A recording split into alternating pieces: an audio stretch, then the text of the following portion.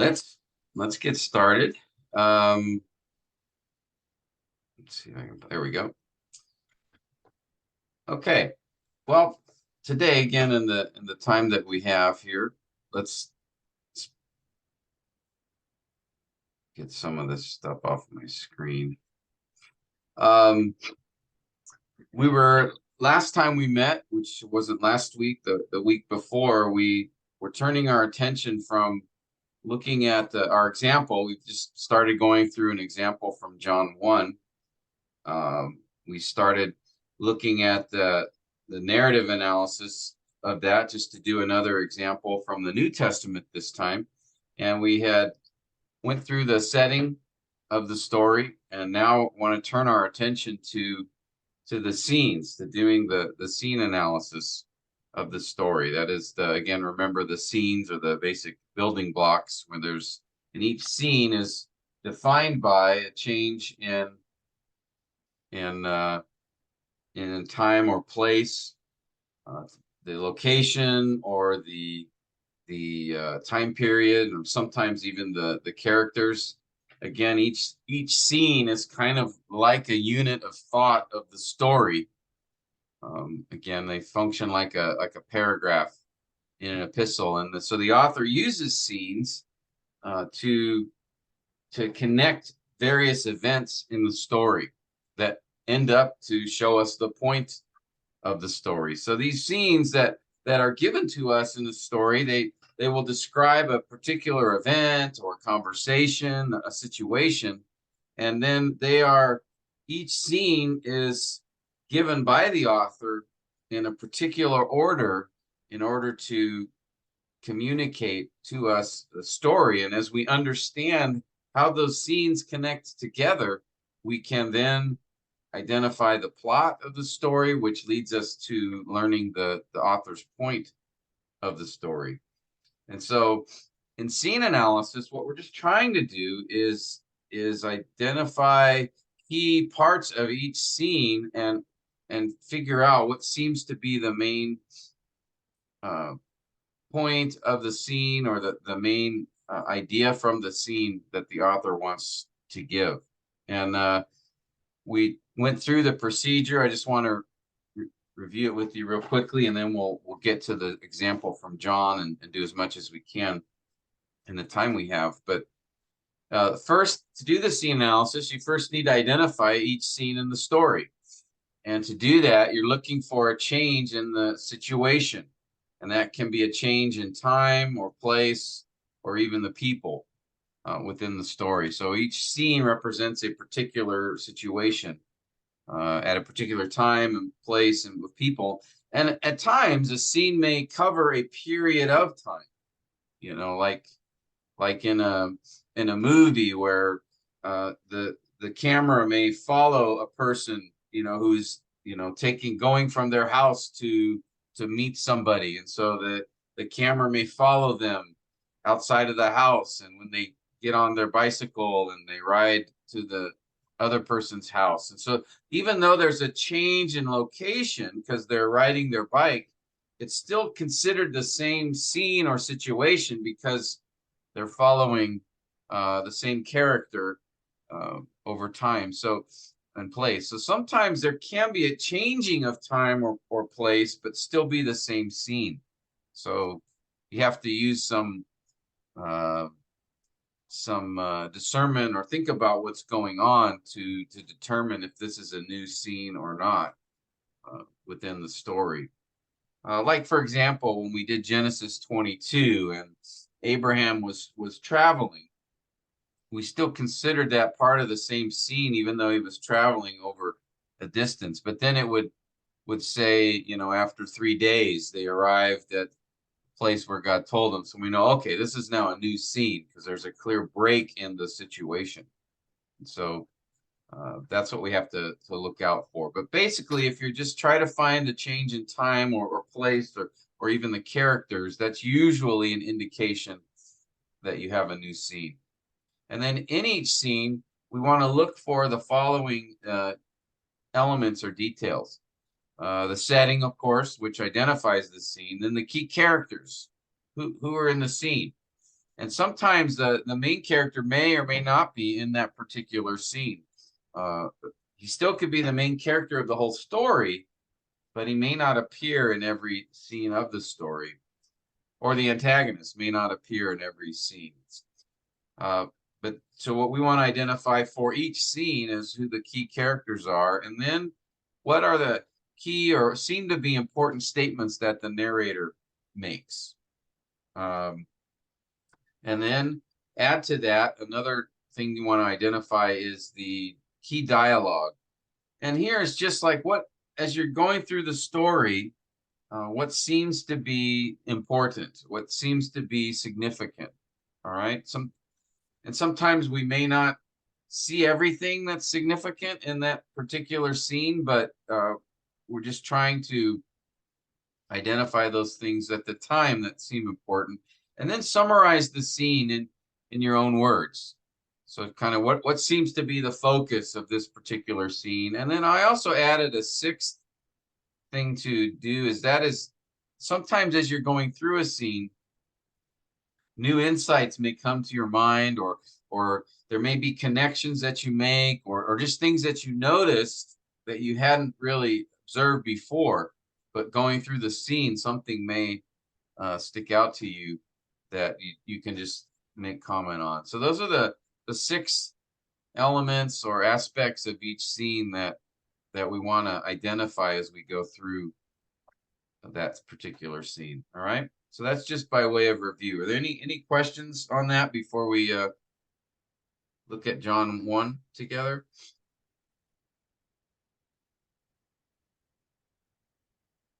Okay, so hopefully that makes sense. All right, so let's do this. Let's go ahead and read through the story since we haven't been together for a couple weeks. So read through the story, and then we'll. Yu Chai actually helped us identify the scenes last time when we went through. So we'll just sort of review and identify what the scenes are, and then just try to get to the first scene and see what we can do. But let's start with Yu Chai, if you could read verses 19 to 24, and then Pastor Philip, 25 to 29, and then Fue, if you could read 30 to 34, Shulong 35 to 40, and Zhao 41 to 45. Kaptup, if you could read 46 to 51. Okay. Yes. All right. So, Brother Okay, Yu Chai, if you could start us, that'd be great. Yeah, thank you. Verse 19, this is the testimony of John when the Jews sent to him priests and Levites from Jerusalem to ask him, who are you? And he confessed and did not deny, but confessed, I am not the Christ. They asked him, what then? Are you Elijah? And he said, I am not. Are you the prophet? And he answered, no.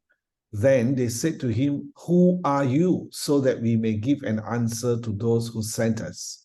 What do you say about yourself? He said, I am a voice of one crying in the wilderness, make straight the way of the Lord. As Isaiah the prophet said, now they had been sent from the Pharisees. They asked him and said to him, why then are you baptizing if you are not the Christ, nor Elijah, nor the prophet? John answered them, saying, I baptized in water, but among you stands one whom you do not know.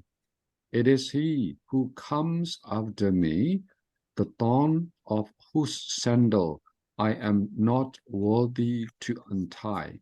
These things took place in Bethany beyond the Jordan, where John was baptizing. The next day he saw Jesus coming to him and said, behold, the Lamb of God who takes away the sin of the world.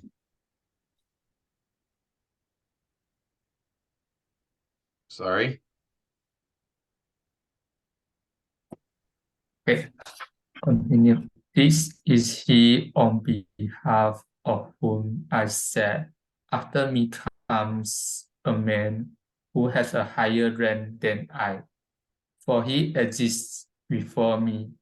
I did not recognize him, but so that he might be magnified to Israel. I come baptizing in water.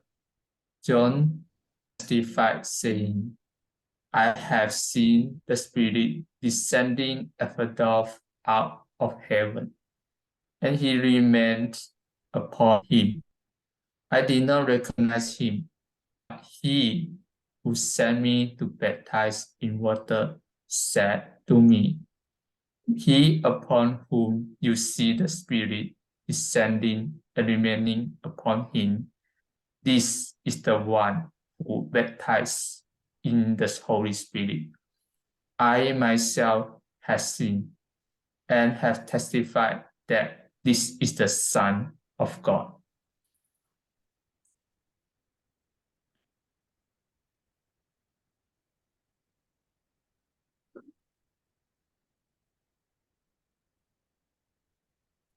Shulong, if you could unmute yourself. Sorry. Again, the next day, John was standing with two of his disciples, and he looked at Jesus, and he walked and said, Behold, the Lamb of God. The two disciples heard him speak, and they followed Jesus. And Jesus turned and saw them following, and said to them, What do you seek? They said to him, Rabbi, which translated means teacher. Where are you staying? He said to them, Come and you will see. So they came and saw where he was staying, and they stayed with him that day, for it was about the 10th hour. One of the two who heard John speak and followed him was Andrew, Simon Peter's brother.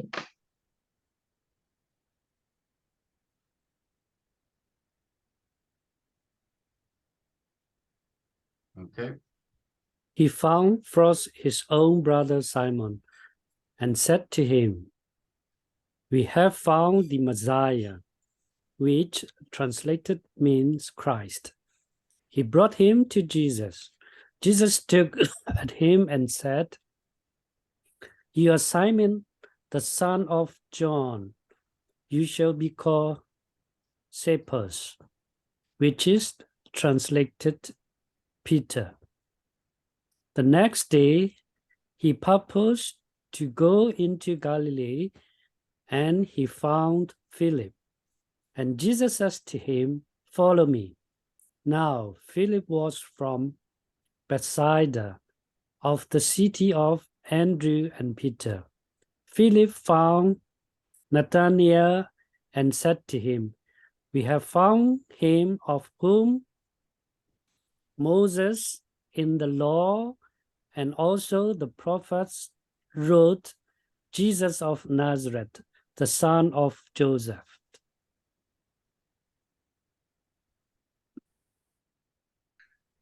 Nathanael said to him, Can any good thing come out of Nazareth? Philip said to him, Come and see. Jesus saw Nathanael coming to him and said of him, Behold, an Israelite indeed, in whom there is no deceit. Nathanael said to him, How do you know me? Jesus answered and said to him, Before Philip called you, when you were under the fig tree, I saw you. Nathanael answered him, Rabbi, you are the Son of God. You are the King of Israel. Jesus answered and said to him, Because I said to you that I saw you under the fig tree, do you believe? You will see greater things than this. And he says to him, Truly, truly, I say to you, you will see the heavens open and the angels of God ascending and descending on the Son of Man. All right. Very good. Thank you. Okay, so our first step here is to identify each scene in the story. Again, we're going through just looking for the change in situation. So I'm just pull up the text on the right here.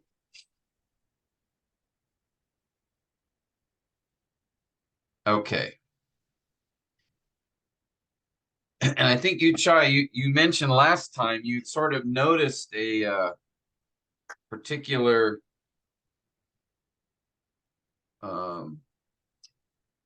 marker or statement that identified each of the scenes. Do you remember that? I know this was a little bit. Yeah. Yeah. What was that you noticed? The marker or the change of scene is a change of time. In this sense, let's start from verse 29. It says the next day, verse 35 the next day, verse 43 the next day. 29, 35, and 43. Right? Yes. And the fact that it says the next day on verse 29, therefore, verse or whatever happened between verse 19 to 28 has to be the day before the next day. Yes, exactly. So sort of, if we could say day one is starts in verse 19, because verse 18 was part of John's commentary about the identity of Christ, right? That's how he starts his gospel. Yeah. He starts with right in the beginning was the Word was with God, the Word was God. And speaking of Christ, in him was life. Life was the light of men. He also introduced John the Baptist, just talking about who he is and his role. And then verse 14, and the Word became flesh and dwelt. So all these, the first 18 verses are just really a theological statement about Christ and about who he is and even why he came. Then verse 19 begins the story of John's gospel. Okay, and we determined when we talked about the setting that this time period of this particular story was sometime after the baptism, probably right after the time in the wilderness. We weren't told exactly how long, but piecing all the events together from the different gospels, it seemed like to be a situation where Jesus had come out of the wilderness and probably not long after had come to the place where John the Baptist was baptizing. And so this is the verse 19 begins this particular story, speaking of focusing attention first on John the Baptist. And then, yes, notice verses 19 to 28, there's some conversation that happens, and then it says, yes, the next day. So there's a change in scene. So we go from day one to, we could really call this right here, day two. Okay, so this would be day one, some time after Jesus was 40 days in the wilderness. Yep. Okay. And then we have some dialogue is recorded by John, the author. And then we have day two. Day two goes from 29 to 34. And then we have day three. Yeah. Okay. So day two, some more conversation is recorded. Actually, just some things that John said when he saw Jesus. And then that's it. Then we go to the next day. And John is with two of his disciples and then again sees Jesus. And there's a brief dialogue. And then this goes from verses 35 to 42. And then on verse 43, we have day four, the next day. And then some events that that take place on the next day. And then if you look to the right on your screen, if you go to chapter 2, verse 1, okay, it says on the third day, I'll just put that here. On the third day, there was a wedding in Cana. So remember, where were they? Where was the location of the story that we've been talking about here in John 1? Where were they at? The Jordan, Bethany beyond the Jordan. Yes, Or the Bethany the other beyond. Bethany. Let's see, and where? It's verse Yeah, 28. these things took place. Yeah. Okay, so that's and we talked about that this Bethany is probably, it's not the same Bethany that's referred to in the Gospel of John where Mary and Martha and Lazarus lived. That Bethany was right next to Jerusalem, just a few kilometers away. This Bethany is beyond the Jordan, which is very far away, perhaps from Jerusalem. 40, 50, 60 kilometers, perhaps. But definitely at least a day's journey. Because after this account, these 4 days, it says in chapter 2, verse 1, so this would be day 7, so to speak. Right? It says 3 days on the third day, which means 3 days after Jesus left Bethany beyond the Jordan. Yep. Okay. Everyone follow me? Any question? Okay. So this is important. These are little details, perhaps, but they also give us an idea of, the time frame, and they help us understand sort of what's going on. So, so we know that these 4 days are that John the Apostle, the author of this book, takes certain comments or statements from these particular 4 days and writes to us, tells us about them, so that he wants to communicate a particular point. Okay. Now let's just try. So this is how we identify first the scenes in the story. In this case, I think the author helped us a lot because he just showed it. He said the next day, the next day, the next day. So that made it very easy to see the change in each scene. Now the location seems to be the same in each scene, Bethany beyond the Jordan, but the time is what is changing. The time is what is different between each scene.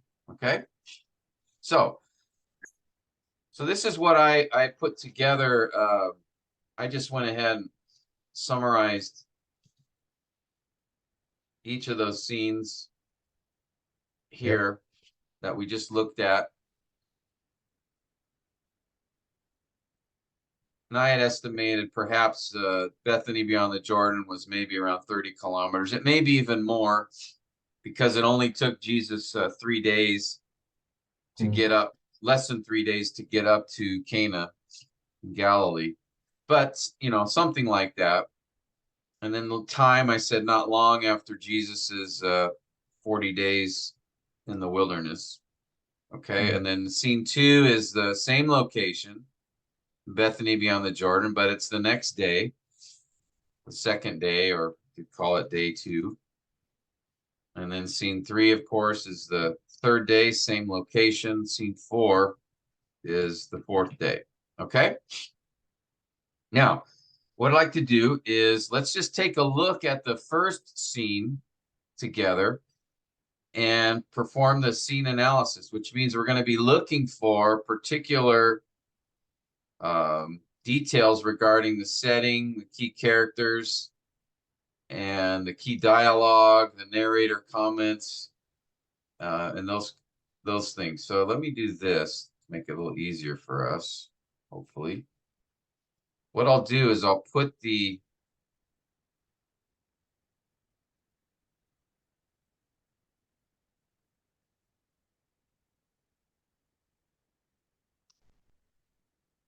Okay.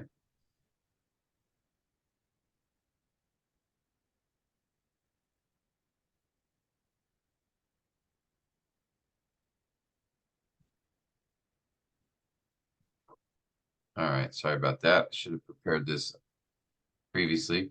Okay, so I'll have the text on the left, and then we can put the details in on the right. And what I'd like to do here is what I've done here actually is I like to do this. It helps me see things a little bit more clearly as I go through a scene. Is I'll just highlight the different parts. So what I did here was in yellow, I highlighted the narrator comments. Okay. So all the yellow that you see here is just what the narrator says.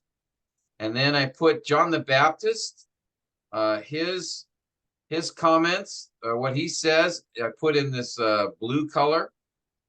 And then in green are the other characters in this scene, which in this case are the Jews that were sent to him by the priests and Levites from Jerusalem. Sorry, the priests and Levites that were sent by the Jews from Jerusalem. Okay, so the yellow is narrator, the blue is John the Baptist, and the green are these priests and Levites. No, Pastor Tim, I think it's the other way around. The green is John. Oh, I'm sorry. I messed that up, didn't I? Thank you. Yes. Okay. I don't know. Thank you for pointing that out. That would have been confusing. No worries. Okay. So it's just as you Chai said, the green is John the Baptist comments. The blue are the priests and Levites sent from Jerusalem. And the yellow is still the narrator, the author John. Okay. So from that, let's take a look at, again, we've already mentioned the setting, right? It's Bethany, beyond the Jordan. Not long after Jesus's 40 days in the wilderness. Okay, this is scene 1. All right. What can we say about who are the key characters here?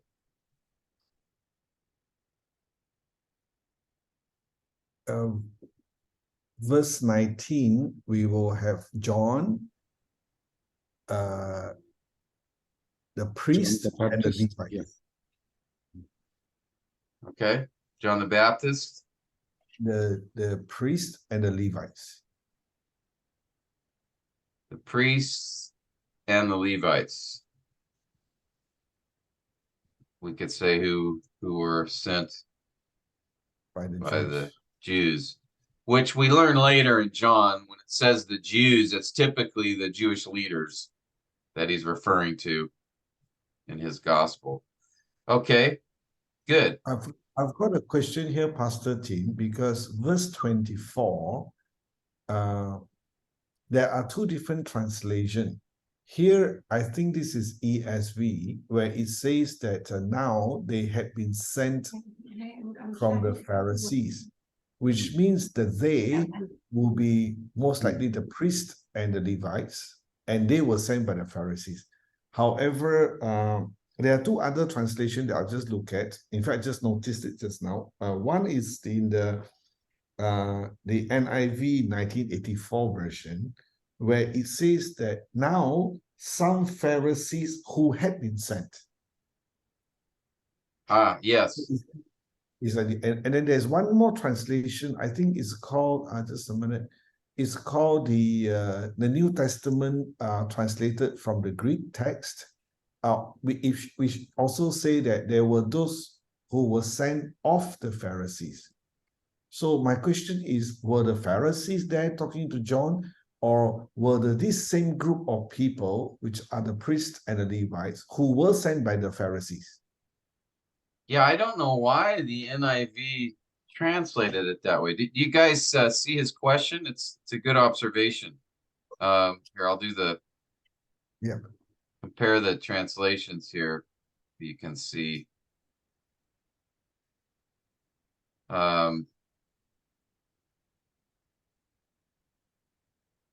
they had been sent from the Pharisees. That's the New American Standard. So the they here is the referring to the Levites and priests. And then ESV, same thing. Now the NIV says, now Pharisees who had been sent. They're the only ones from these that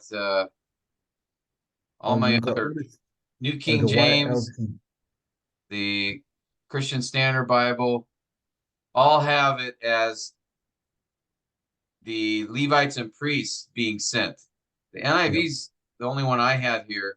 So I don't know why they did that, because if you look at the Greek here, it's literally and being sent. This is a participle. They being sent from from the Pharisees. So I don't know how the NIV got that. Honestly, that's it seems pretty clear. Yeah, maybe in this instance, the NIV is the never improved version. Not, yeah, because this word ek is really, it's a preposition, from, out of. So from the Pharisees is so they are not the subject here. And this is being sent. It's a participle. So yeah, thank you. The reason I ask is this, because if it's the other way around, the way NIV 1984 translated it, then it means that the Pharisees were there in John chapter 1, 19 to 28, which also means that the Pharisees had been engaged with John the Baptist and Jesus in the very beginning of John's gospel rather than later. Yeah. But obviously this, in this case, NIV wasn't so true to the original Greek in that sense. Yeah, and that's supported by, you can see all the other translations didn't do that. So for some reason the NIV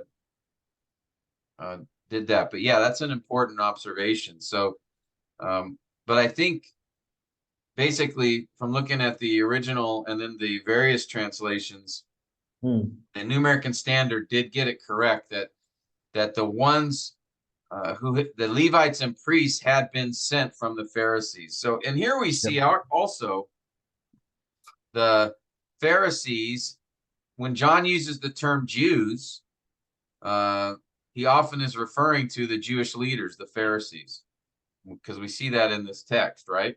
When the Jews sent to him priests and Levites in verse 19, and then he says they had been sent from the Pharisees. So that's something maybe we could even put as a key observation. Just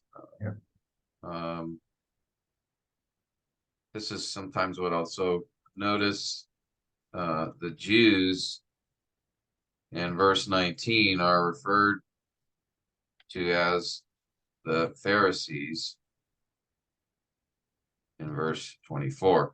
And then if you wanted to point out, as you notice, the for some reason the NIV translates verse 24 differently, that the Pharisees, if that's something important or interesting to you, you can just note that in the observations part. Okay. All right, good.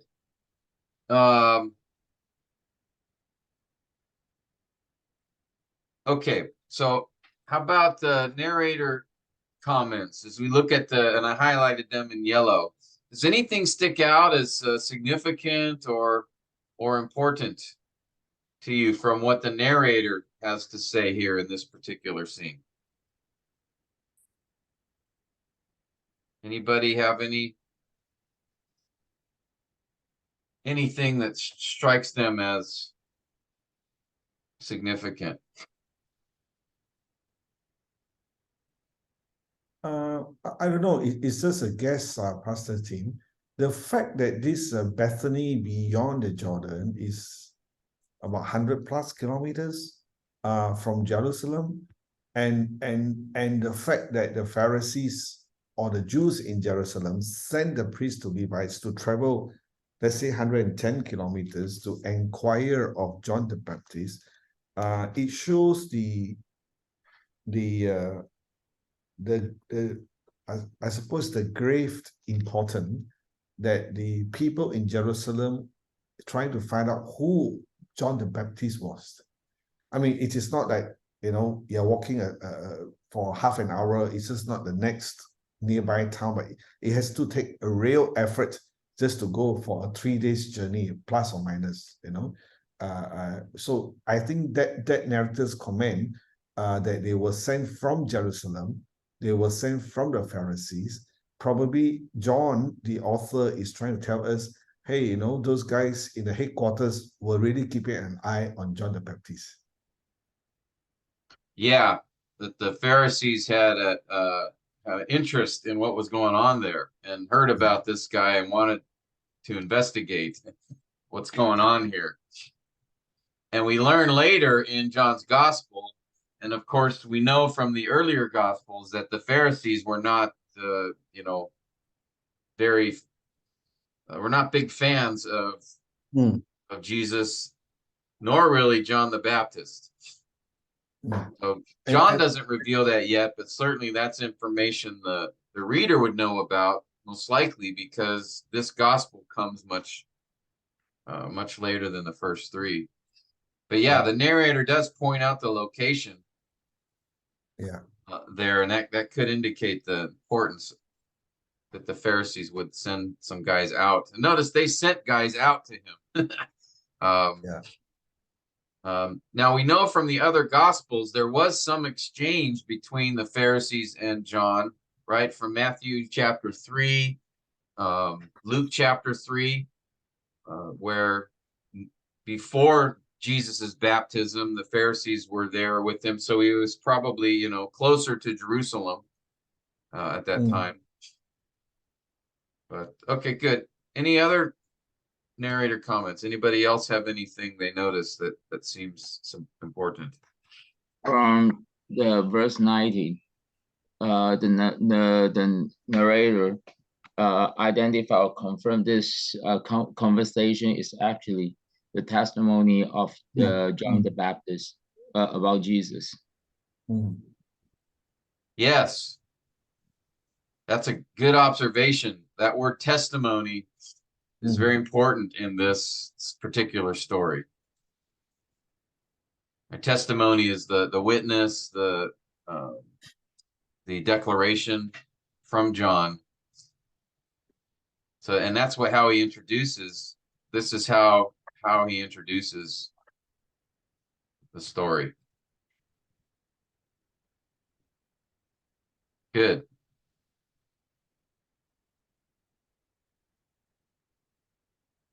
Anything else anybody has? Then we'll have to probably end here, unfortunately. But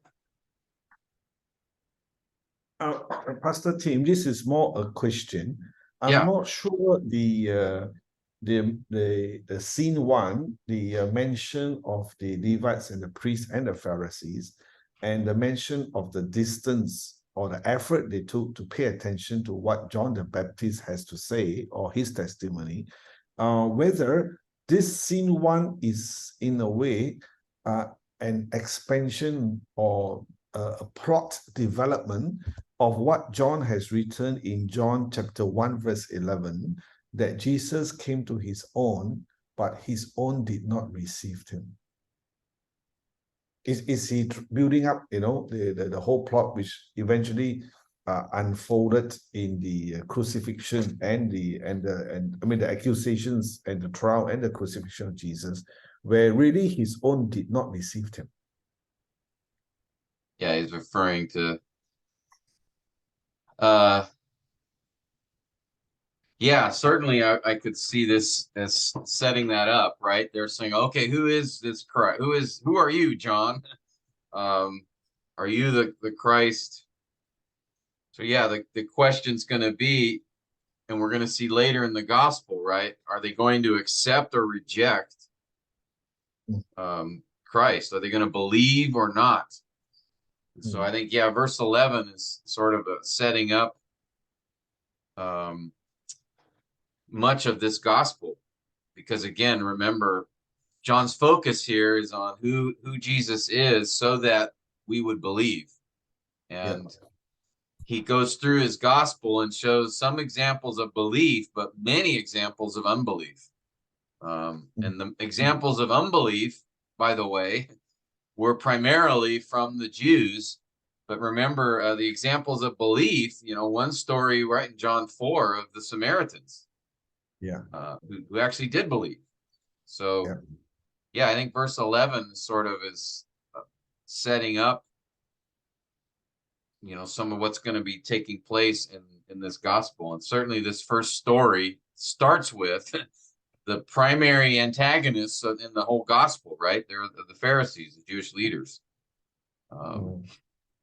And they sent a delegation, a group of men, to go and investigate this, what John the Baptist, who he is, what he's doing. And again, keep in mind, this was John the Baptist had already been baptizing for a period of time, because we have earlier examples from the other gospels before baptism of Christ. We have him interacting with some of the leaders.